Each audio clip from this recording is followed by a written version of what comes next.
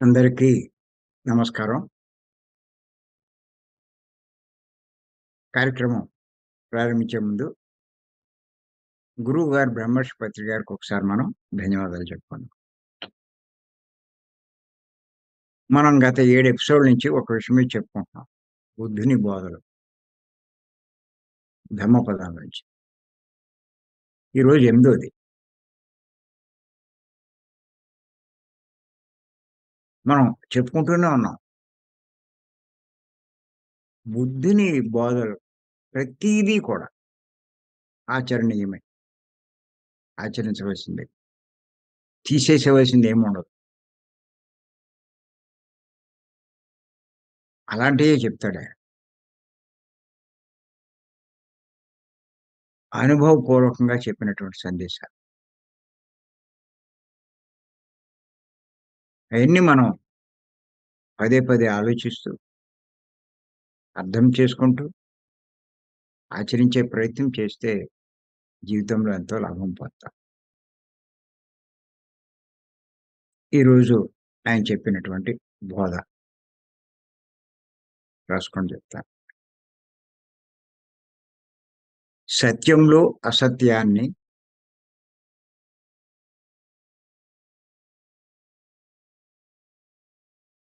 అనృతంలో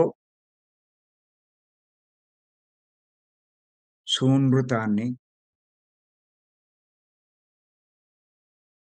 అంటే చెడులో మంచి అవలోకించే, బ్రాకెట్‌లో రాసుకోండి, చూసే మూర్ఖుడు సత్యసారం మెరుగలేడు.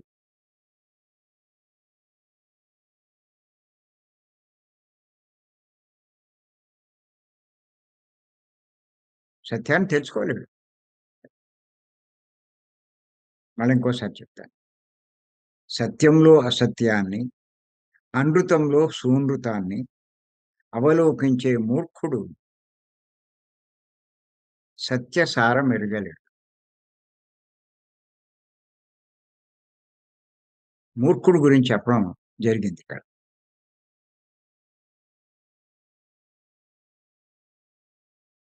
ఇక మూర్ఖుడు అంటే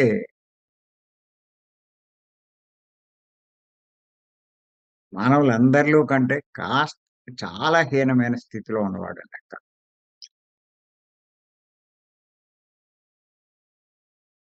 తాను పట్టుకున్న కుందేలుకి మూడే కాళ్ళు అనుకునే రకం. ఎవ్వడు ఏం చెప్పినా వినడు, తెలుసుకోడు. మంచి చెప్పినా వాడికి అర్థం కాదు. ఏమవుతుంది? చెయ్యకూడనివి చేస్తాడు, చేయవలసినవి చేయడు. జీవితాన్ని నాశనం చేసుకుంటాడు.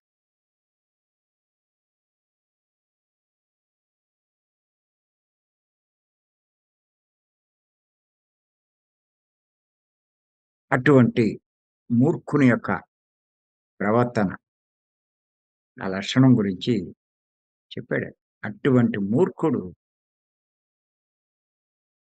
సత్యసారం ఎరగలేడు. సత్యము అంటే భగవంతుడు.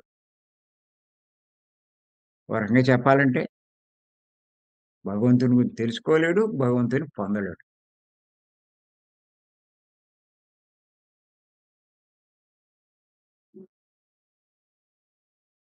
ఏమవుతుంది? దుఃఖం నుంచి బయటపడలేడు. దుఃఖంలోనే జీవిస్తాడు. మోక్షాన్ని పొందలేడు.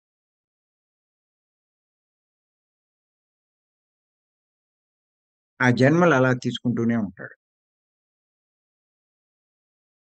నా బతుకిలా అయిపోయింది అంటాడు.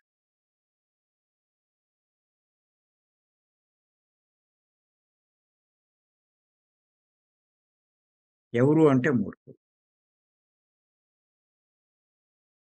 ఎందుకు మూర్ఖుడని పేర్కొన్నారు? ఎవరిని అంటే ఎవరైతే సత్యంలో అసత్యాన్ని, అనృతంలో సూనృతాన్ని. అంటే ఇక్కడ సత్యంలో అసత్యం. సత్యం అంటే దైవం.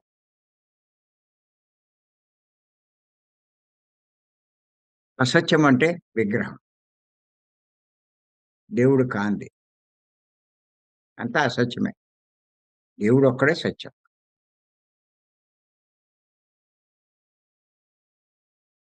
లోకంలో అదే జరుగుతుంది.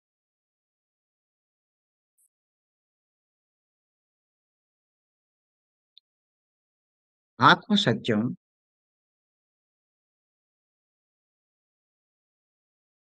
అనాత్మలన్నీ అసత్యమే. ఆత్మ కానివన్నీ.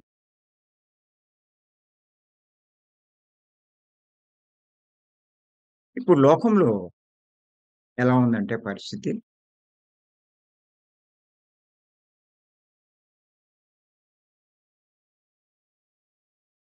అసత్యాన్ని అంటే విగ్రహాన్ని దేవుడనుకుంటున్నారు.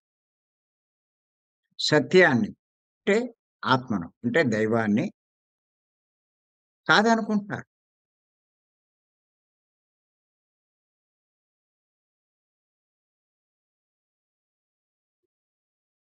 ఆ విగ్రహాన్నే దైవం అనుకుంటున్నారు.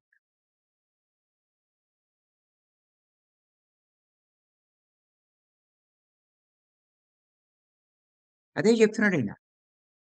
సత్యంలో అసత్యాన్ని. దైవాన్ని విగ్రహంలో చూస్తున్నాడు. విగ్రహాన్ని ఆరాధిస్తున్నాడు. అదే కరెక్ట్ అనుకుంటున్నాడు. అదే నిజం అనుకుంటున్నాడు. ఆ ఆరాధన చేస్తూ తృప్తి పడిపోతున్నాడు.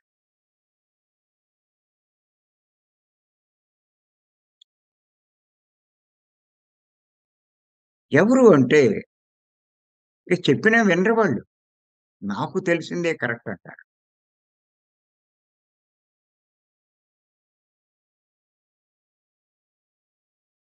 ఆ విగ్రహం దేవుడెలా అవుతాడురా?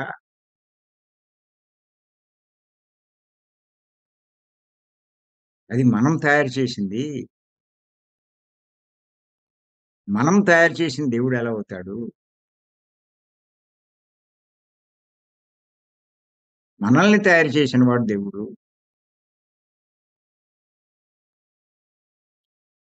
మనల్ని తయారు చేసినాయన నీకు కనిపిస్తాడా? అంచేత అసలైన దేవుడు ఆత్మ అని చెప్పినా అర్థం కాదు.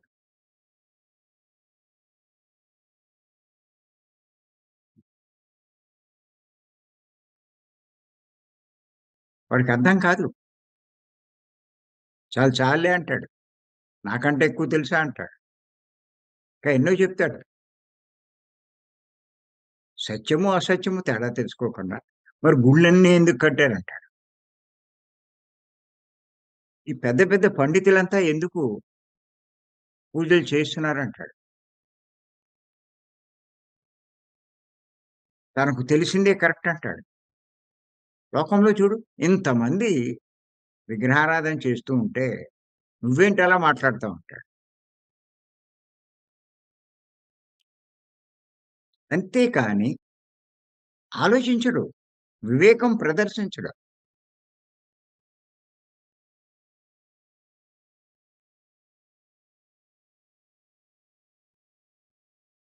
దాన్నే మూర్ఖత అంటారు. నాకు తెలిసిందే కరెక్ట్. ఏమో వాడు చెప్పిన దాంట్లో ఇంకేమైనా ఉందేమో అని తెలుసుకోవడానికి ప్రయత్నిస్తే ఇప్పుడు తెలుస్తుంది. అది కరెక్టా? కాదా? అని.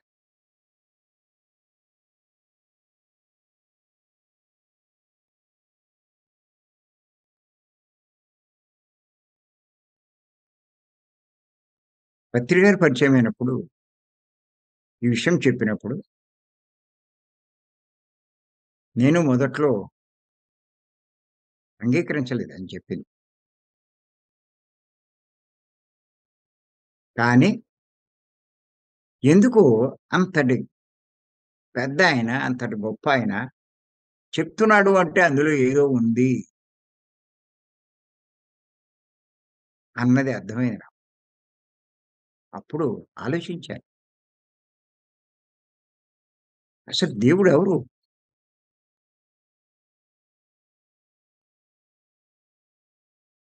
ఆయనెక్కడుంటాడు?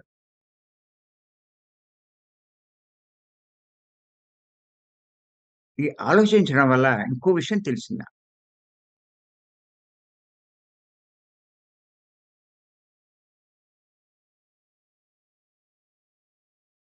శివలింగం పెట్టి పూజ చేస్తారు.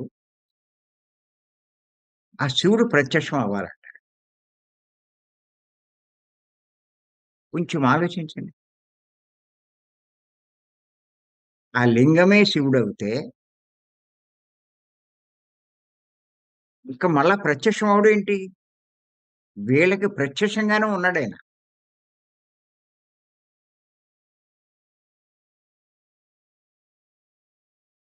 మళ్ళా ఇంకెక్కడి నుంచో వస్తాడా? వస్తే మళ్ళా ఎందుకది? అదే శివుడవుతే, ఆయన ప్రత్యక్షం అవ్వాలని పూజలు, ఆరాధనలు, అభిషేకాలు ఇయన్నీ ఎందుకు చేస్తారు? చేస్తున్నారు అంటే వాళ్ళంతట వాళ్ళు ఒప్పుకుంటున్నారు. అది శివుడు కాదు. కానీ వాళ్ళ నమ్మకం ఏంటంటే, ఆ లింగాన్ని పూజిస్తేనే ఆయన ప్రత్యక్షం అవుతాడు. ఆ ప్రత్యక్షం అవ్వాలంటే ఎక్కడి నుంచో రావాలి. అక్కడ లేడని ఒప్పుకుంటున్నట్టే. మరి అదే శివుడవుతే, ఇంక మళ్ళా అయన్నీ ఎందుకు ప్రత్యక్షం అవ్వాలని? వాడు ఎదురుగుండానే ఉన్నాడాయన.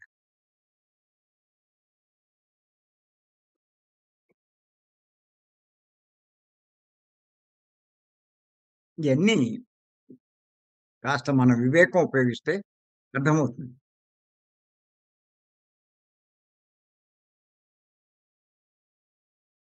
అందుకే వేమన అన్నాడు స్పష్టంగా.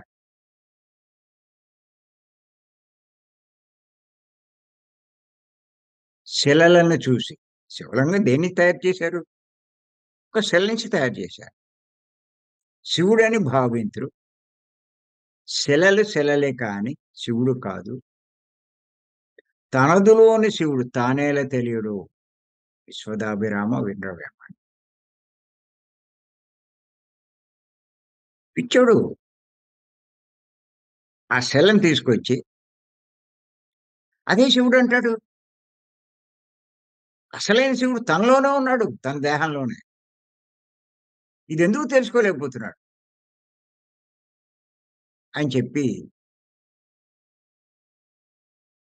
మరి వేమన చెప్పడం జరిగింది.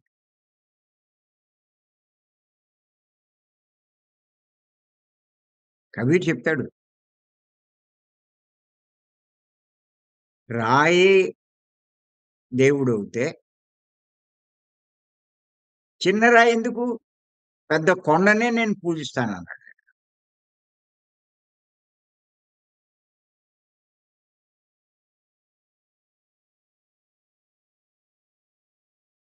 పెద్ద కొండనే పూజిస్తా అన్నాడు.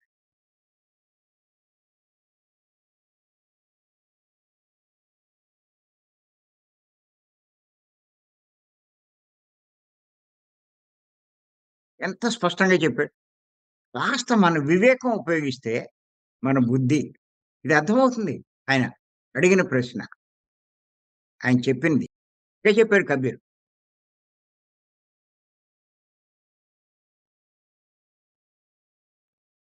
ఊరంతా అదే చెప్తారు. బుద్ధుడు చెప్పినా అదే, కబీర్ చెప్పినా అదే. ఆయనేమన్నాడంటే కబీరు, ప్రజలు సత్యాన్ని నమ్మకుండా అసత్యం పట్ల విశ్వాసంగా ఉన్నారు. సత్యంలో అసత్యాన్ని అని చెప్పాడు గదా! ఈయన బుద్ధుడు. ఇంకేమని చెప్పాడంటే కబీరు, మధువు కూర్చుని అమ్ముతూ ఉండగా, పాలు, పెరుగు వీధి వీధి తిరిగి అమ్మాల్సి వస్తుంది. ఎంత బాగా చెప్పాడో ఒక్కసారి చూడండి. మరి ఇలా పెద్ద పెద్ద వాళ్ళంతా, గొప్ప గొప్ప వాళ్ళంతా తెలుసుకున్నారు ఆ సత్యాన్ని. అదే సత్యాన్ని ప్రతి ఒక్కళ్ళు చెప్తారు. మరి పత్రి గారు కూడా చెప్పారే.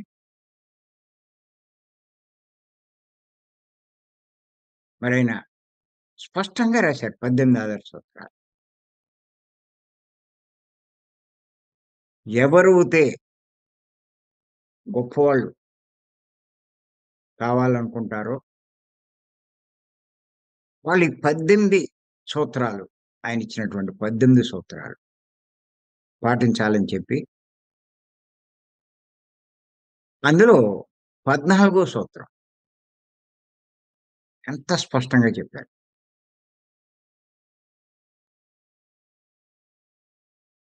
విగ్రహారాధన వద్దు, సత్యారాధనే చేయాలి. మరి సత్యంలో దైవాన్ని చూడలేకపోతున్నారు. సత్యాన్ని తెలుసుకోలేకపోతున్నారు. అసత్యమే దైవం అనుకుంటున్నారు లోకంలో.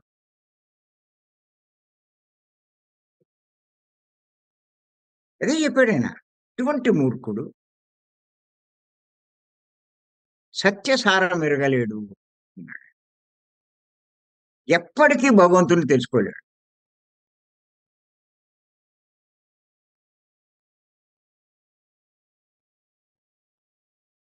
చాలా మంది చెప్తూ ఉంటారు. "మేము ధ్యానము చేస్తున్నామండి, పూజ చేస్తున్నామండి." దాని అర్థమేంటి? ధ్యానము చేస్తున్నారు, పూజ చేస్తున్నారు. వీడికి సత్యం తెలీదనేగా, దేవుడెవరో అర్థం కాలేదనేగా.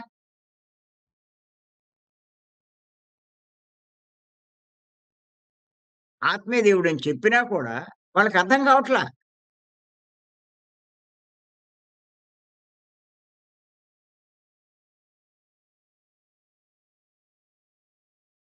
దైవాన్ని ఆశ్రయిస్తే నీకు దైవ లక్షణాలొస్తాయి.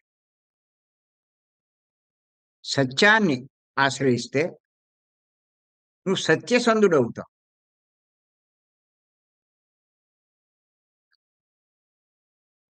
అంతేగాని అసత్యాన్ని ఆశ్రయిస్తే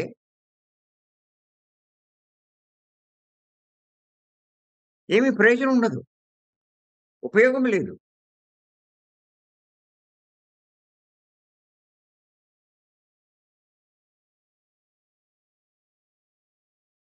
నీకు తృప్తి వస్తుంది కానీ ముక్తి రాదు.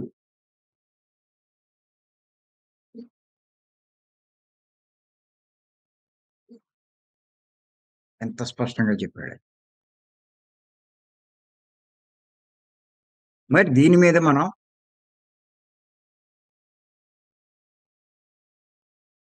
120 ఎపిసోడ్‌లు చెప్పుకున్నాం. మీకు కావాలంటే ఆ లింక్ పంపమంటే సింధూర పంపుతాది. జాగ్రత్తగా వినండి. గొప్ప గొప్ప వాళ్ళు చెప్పిన సందేశాలన్నీ మనం ఉటంకిస్తూ చెప్పినటువంటి ఎపిసోడ్‌లయి.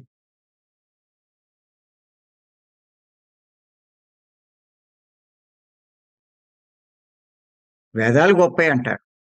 ఉపనిషత్తులు గొప్పయి అంటారు. భగవద్గీత గొప్పదంటారు.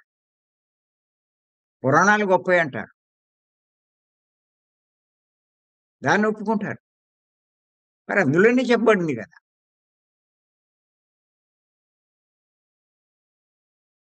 సత్యమే దైవం, ఆత్మే సత్యం ఇయన్నీ కూడా.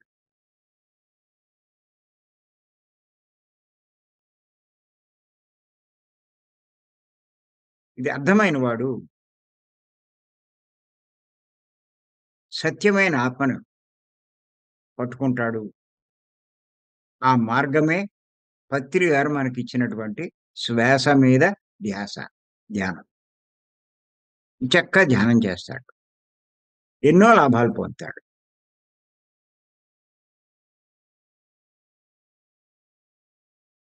నేను 53 ఏళ్ళు అసత్యమే దైవం అనుకున్నా. అదే దైవం అనుకున్నా. ఆ భ్రాంతిలోను దాన్నే ఆశ్రయించా. దేవుడంటే ఇష్టం. దేవుడంటే భక్తి. దేవుడంటే ఎవరో తెలీదు. ఏం చేయను? చిన్నప్పటి నుంచి అలవాటది. పెద్దలంతా చెప్పిందది. ఏ ఉపన్యాసాలకెళ్ళినా పూజలు చేయండి అని అంటారు.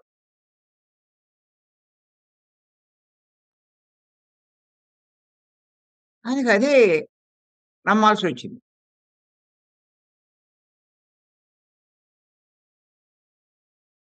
మరి పుట్టినప్పుడు ఎలా ఉన్నానో 53 ఏళ్ళొచ్చినా నా అలవాట్లు గాని, నా ప్రవర్తన కానీ, నా మాట కానీ,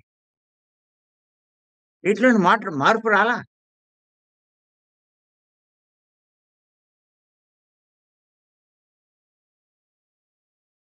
చెప్పుకుంటూ ఉంటాం కదా! వాసనలు, సంస్కారాలని అలా ఆ గత జన్మలోంచొచ్చిన అవే కొనసాగినియి.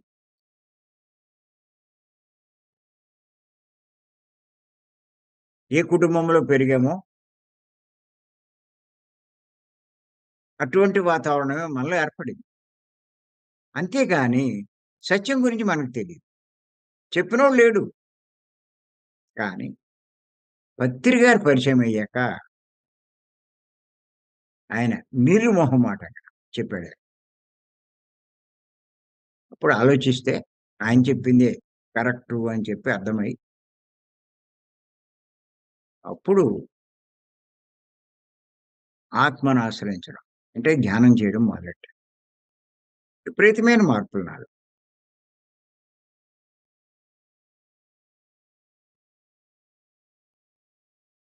మరి ఎన్నో పుస్తకాలు రాశాను. ఎన్నో వీడియోలున్నాయి. ఎన్నో సందేశాలిచ్చాను. ఎంతో మందిలో మార్పు తీసుకురాగలిగాను. ఎక్కడి నుంచొచ్చింది ఇంత నైపుణ్యం? సత్యాన్ని పట్టుకున్నప్పుడు. అంతకుముందు 50 ఏళ్ళు పైచిల్లు ఎందుకు రాలేదు సత్యాన్ని పట్టుకోవడం?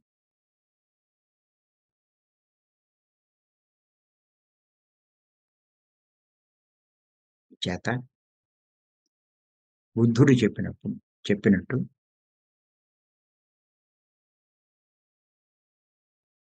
మరిది తెలుసుకోవాలి. ఆయన చెప్పినట్టుగా ఆచరించే ప్రయత్నం చేయాలి. అలాగే ఇంకా ఏమన్నాడంటే ఆయన, "అనృతంలో సూనృతాని" చెడులో మంచి. మీరు చూడండి మాంసాహారం ఎంత చెడో ఒక్కసారి ఆలోచించండి.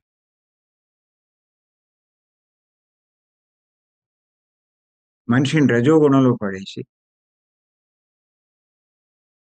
చెయ్యకూడని పనులెన్నో చేస్తారు. తప్పులు, పాపాలు. అహంకారంతో వ్యవహరిస్తారు. గర్వంగా ఉంటారు. ఎవరిని లెక్క చేయరు. అందరూ నా మాటే వినాలి. విపరీతమైన కోపం ప్రదర్శిస్తారు.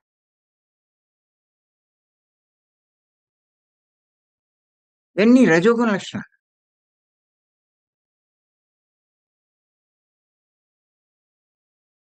ఆలోచించరు.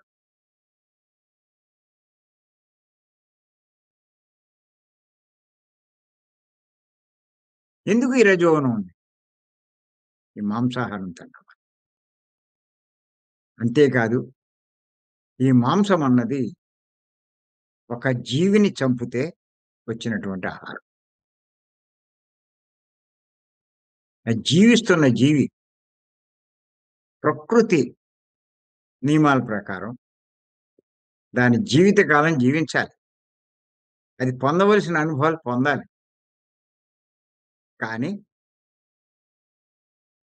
వీడి రుచి కోసం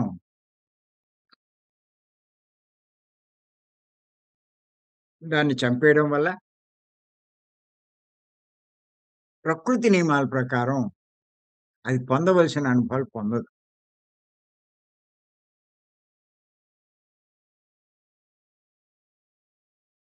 దానికెంతో నష్టం కలిగించిన వాడు. అది చంపుతూ ఉంటే, దాన్ని కోస్తున్నప్పుడు, చంపుతున్నప్పుడు ఎంతో బాధ అనిపిస్తది. ఎంత సృష్టి విరుద్ధం. అంచేత దాని ఫలితంగా వీడు అలాంటి బాధ అనుభవించాలి. అనుభవిస్తున్నారు కూడా. ఎందుకొస్తున్నాయి కష్టాలు?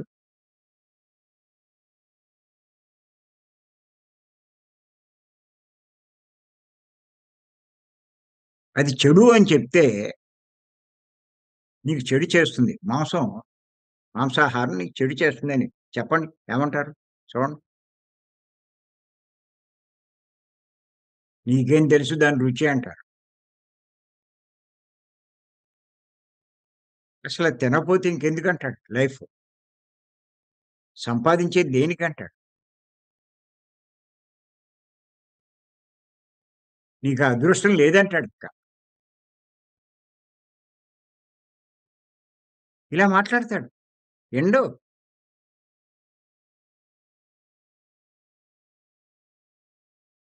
అదే మంచిదంటాడు. ఆ చెడునే మంచంటాడు.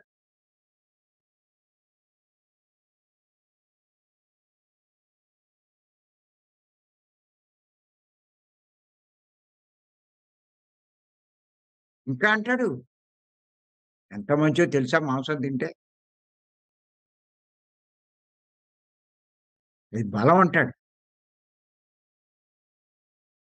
లేతే నువ్వేం పని చేయగలవు? విచిత్రం ఏంటంటే, గరికపాటి నరసింహారావు గారు ఒక స్పీచ్‌లో ఏమన్నారంటే, మాంసం తినొచ్చన్నాడు. నాకు మతి పోయింది. మాంసం తినకపోతే సరిహద్దుల్లో సైనికులు యుద్ధం చేయగలరా?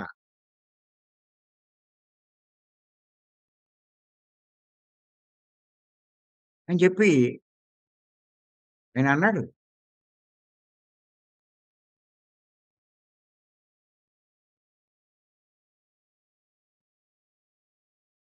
యుద్ధం చేయడానికి మాంసం తినాలట. లేతే యుద్ధం చేయలేరు. పత్రి గారు ఏమంటారు? ప్రపంచంలో కనుక ప్రతి ఒక్కళ్ళు మాంసం మానేసి ధ్యానం చేస్తే ఎవ్వరికీ ఈ కక్షలుండవు, కార్పణ్యాలుండవు, ద్వేషాలుండవు, అసూయలుండవు. ఒకరికొకరు స్నేహంగా మెలుగుతారు. అలాగే ఒక దేశం, ఇంకో దేశం స్నేహంగా మెలుగుతాయి. ఇంక ఒకడి మీద ఇంకోడు దాడి చేయడం ఏముంటుంది? ఎవడు బతుకు ఆడు బతుకుతాడు. ఆ అవసరమే రాదంట.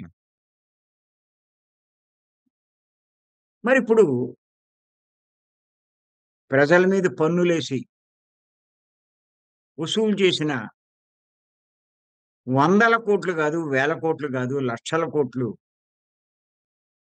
ఆ ఆయుధాల మీద ఆటిల మీద ఖర్చు పెడతారు.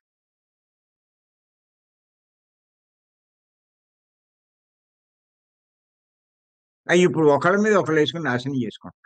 చూస్తున్నాం గదా! ఉక్రెయిను, రష్యా ఏమైందో?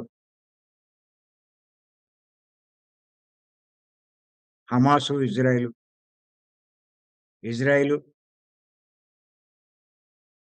ఇరాను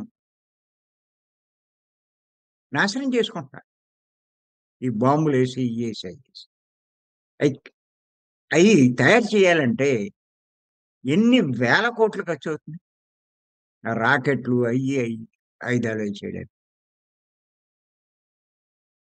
న్యూక్లియర్ వెపన్స్, ఆటం బాంబులు ఇలాంటివి కూడా తయారు చేస్తున్నారు. ఎన్నో కోట్లు ఖర్చు పెట్టి. అది ఒకడి మీదేసుకుంటే ఆ దేశమే నాశనం అయిపోతుంది.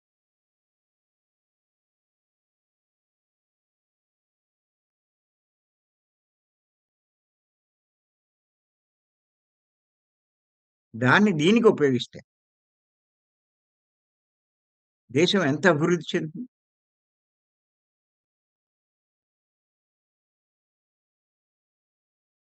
రక్షణకి ఉపయోగించే ఖర్చులు దేశం డెవలప్‌మెంట్‌కి ఉపయోగిస్తే ప్రతి దేశం సింగపూర్ బాబులో ఉంటాయి. దుబాయ్‌ని మించిపోతాయి.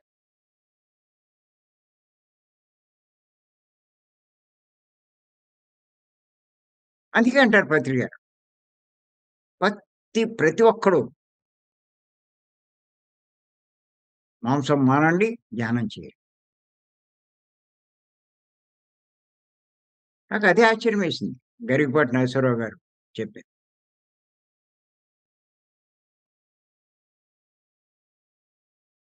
ప్రజలకి ఏది చెప్పాలో చెప్తే ఇలాంటి పరిస్థితి రాదే.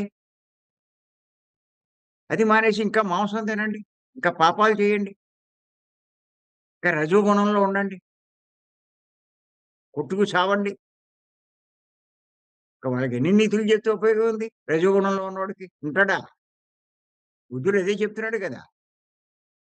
అనృతంలో సూనృతాన్ని అవలోకించే మూర్ఖుడు సత్యసారం ఎరగలేడు అని చెప్పాడు. ఎంత స్పష్టంగా చెప్పాడు బుద్ధుడు.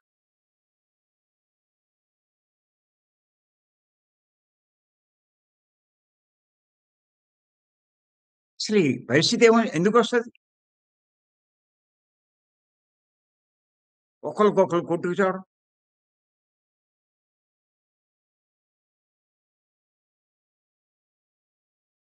ఇప్పుడు చూడండి రాజకీయాల్లో కొట్టుకొని చేస్తున్నారు. న్యాయంగా ఎలక్షన్ పెట్టుకుంటారు. ఎవరికి మెజారిటీ వస్తే వాడు పరిపాలిస్తాడు. కానీ దోచుకోవడానికి అలవాటు పడిపోయినటువంటి రాజకీయ నాయకులు అధర్మంగా, అన్యాయంగా, అక్రమంగా ఎలక్షన్‌లో గెలిచి దోచుకోవాలని చూస్తున్నారు. అందుకే ఈ అల్లర్లు, ఈ కొట్లాటలు. అవతల వాడు గెలిస్తే ఓర్చుకోలేకపోతున్నాడు.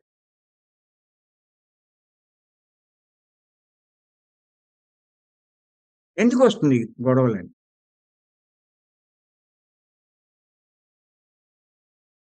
ఈ గుణాలు ఉండడం వల్లే. అంచేత